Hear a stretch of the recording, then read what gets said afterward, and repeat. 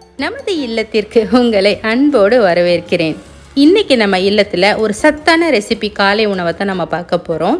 இது ராகி புட்டு தான். ஆனால் சில பேர் வேறு மாதிரி செய்வாங்க. அந்த புட்டுக்குழல் இல்லாமலே நம்ம ஈஸியாக எப்படி செய்யலாம்னு ஒரு சிலருக்கு தெரியாமல் இருக்கும் இல்லையா? அதுக்காக இந்த ரெசிபியை ஷேர் பண்ணுறேன். இப்போ இந்த கப்பில் 2.5 கப் அளவு நான் ராகி மாவு எடுத்திருக்கேன். அதுக்கு ஈக்குவலாக ஒரு 1/2 கப் அளவு அரிசி மாவு, இடியாப்ப மாவுன்னு சொல்லக்கூடிய அந்த பச்சரிசி மாவு எடுத்திருக்கிறேன். இந்த கணக்கு கரெக்டாக இருக்கும். 2.5 கப் ராகி மாவுக்கு 1/2 கப் இடியாப்ப மாவு. அதோட ஒரு 3/4 டீஸ்பூன் உப்பு சேர்த்து நல்லா ஒன்று சேர பெசரிக்கணும். இது செய்முறை ரொம்பவே ஈஸி, ஆனால் சத்தானது இல்லையா? மாதத்துக்கு ஒரு தடவையாவது இந்த மாதிரி செஞ்சு குழந்தைங்களுக்கு காலையில் கொடுத்தா நல்லது. டிஃபன் பாக்ஸுக்கு கூட நம்ம கொடுக்கலாம். அதையும் எப்படி கொடுக்கலாம்ங்கிறத நான் காட்டுறேன். இப்போ நல்லா பெசறினதுக்கு அப்புறமா கொஞ்சம் கொஞ்சமாக தண்ணி சேர்த்து நம்ம பெசரிக்கணும். ஒரே தடவையாக ஊற்றிடக்கூடாது. இப்போ நான் 1 கப்பு எடுத்திருக்கேன். அதை கொஞ்சம் கொஞ்சமாக அந்த தண்ணியை ஊற்றி இந்த மாதிரி பெசரிக்கிறேன். இந்த மாதிரி பெசரி விட்டுது. அப்போ தான் எவ்வளோ தண்ணி வாங்குதுன்னு தெரியும். ஒரே மாதிரியாக ஊற்றுனாக்கா நம்ம சப்பாத்தி மாவுக்கு ஊற்றுன மாதிரி ஆகிடும். அப்படி இல்லாமல் இப்படி பெசரி விட்டு கொஞ்சம் கொஞ்சமாக சேர்க்கணும். இந்த மாதிரி நான் கொஞ்சம் கொஞ்சமாக சேர்த்ததில் எனக்கு எவ்வளோ ஆச்சுன்னா கிட்டத்தட்ட 1.5 கப்புக்கும் ஒரு டேபிள் ஸ்பூன் அளவு கொஞ்சம் கூட இருக்கும். அந்த அளவுக்கு எனக்கு தண்ணி வாங்குச்சு. இந்த அளவுக்கு நீங்கள் அந்த மாதிரி கொஞ்சம் கொஞ்சம் ஒரே தரையாக அதுக்குன்னு ஊற்றிடாமல் இந்த மாதிரி கொஞ்சம் கொஞ்சமாக ஊற்றி பெசரி பார்த்து எல்லா மாவுலையும் அந்த ஈரப்பதம் இருக்கணும். அதுதான் நமக்கு மெயின் காரணமே. அப்படி இருந்தால் மட்டும்தான் புட்டு ரொம்ப சாஃப்டாக இருக்கும். நிறைய பேர், ஒரு சில பேர் நான் அப்போல்லாம் சொல்லி கேள்விப்பட்டிருக்கேன், புட்டு ஹார்டாக இருக்கும் அப்படின்னு சொல்லிட்டு. அப்படி இல்லாமல் இந்த மாதிரி நீங்கள் செஞ்சு பார்த்தீங்கன்னா நிறைய கொஞ்சம் தண்ணி, சில பேர் லேசாக தண்ணி ஊற்றி பெசரிட்டு வச்சுருவாங்க. அதுதான் ஹார்டாக இருக்கும். அப்படி இல்லாமல் இந்த மாதிரி கொஞ்சம் கொஞ்சமாக ஊற்றி எல்லா மாவுகள்லேயும் அது வந்த மாதிரி இந்த மாதிரி பாருங்களேன், எல்லாத்துலேயும் அந்த ஈரப்பதம் இருக்கும். இப்படி பிடிச்சி பார்த்தோன்னா தெரியும்.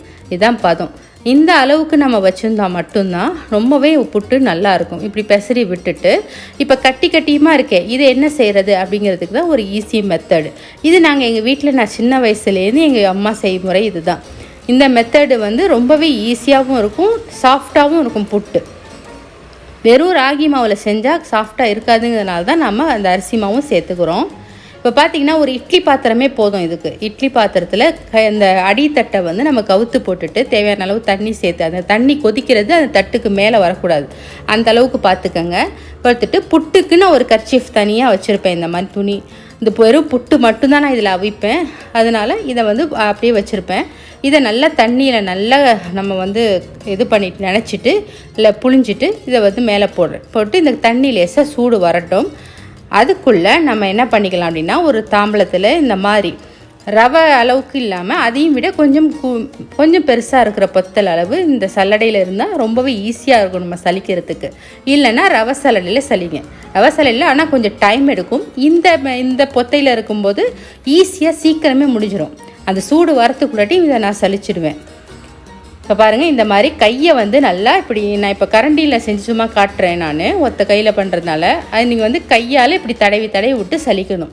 சலிச்சோன்னா பாருங்கள், ஒன்று கூட இல்லாமல் இப்போ எல்லாமாவும் நம்ம சலிச்சாச்சு. இந்த மாதிரி பரவலாக சலிச்சு இருக்கணும்.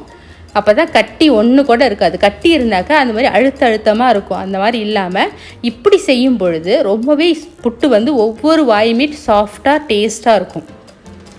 அதை இப்போ சூடு வந்த இந்த துணி மேலே நம்ம என்ன பண்ண போகிறோம், பரவலாக போட போகிறோம்.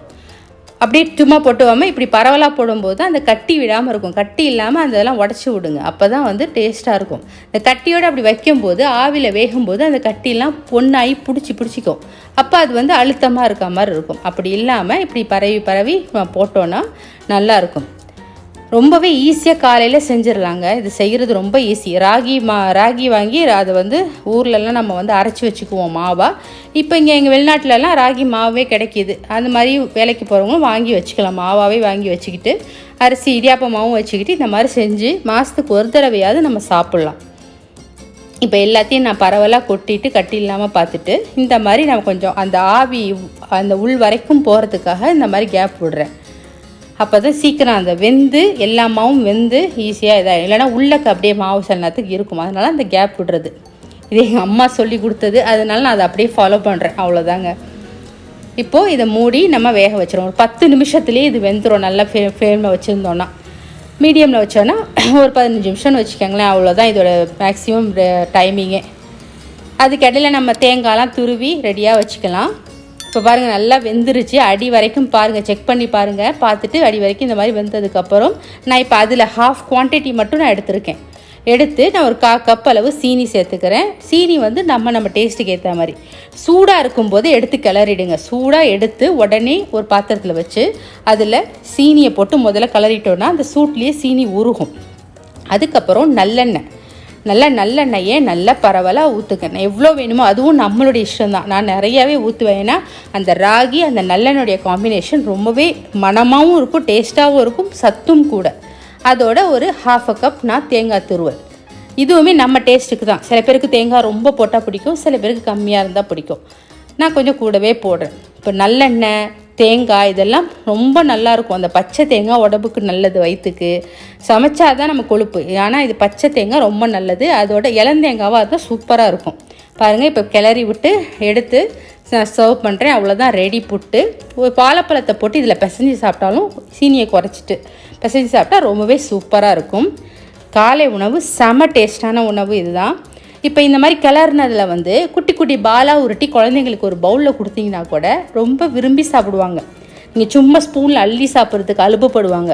ஆனால் இந்த மாதிரி குட்டி குட்டி பாலாக செஞ்சு சாப்பிடும்போது அந்த குழந்தைங்களுக்கு ஈஸியாக இருக்கும் சாப்பிட்றதுக்கு. ரொம்ப ரசித்து அது பாட்டுக்கு சாப்பிடுவாங்க. இந்த மாதிரி நான் ஸ்கூலுக்கும் நான் கொடுத்துருவேன். சின்ன பிள்ளைங்கலேருந்தே என் குழந்தைங்களுக்கு இந்த மாதிரி நான் கொடுத்ததுனால இன்ன வரைக்கும் அவங்களுக்கு இது பிடிக்கும். இந்த மாதிரி இன்றைக்கும் என் சின்ன பையன் 14-15 வயசு ஆகுது. இன்றைக்கும் அவன் இந்த மாதிரி உருண்டை உடிச்சு சாப்பிட்றது தான் ரொம்ப விரும்புவான். ரொம்பவே ஈஸியான மெத்தட் இல்லையா? இந்த மெத்தடில் நீங்களும் செஞ்சு பாருங்கள். உங்களுக்கும் இந்த மெத்தட் ரொம்பவே பிடிக்கும்னு நினைக்கிறேன். சீனி விரும்பாதவங்க நீங்கள் வாழைப்பழம் பிசைஞ்சு கூட சாப்பிட்லாம். அதுவும் உடம்புக்கு ரொம்ப நல்லது. இந்த வீடியோ உங்களுக்கு பிடிச்சிருந்தா லைக் பண்ணுங்கள், ஷேர் பண்ணுங்கள், மறக்காமல் சப்ஸ்கிரைப் பண்ணிவிடுங்க. தேங்க்ஸ் ஃபார் வாட்சிங்.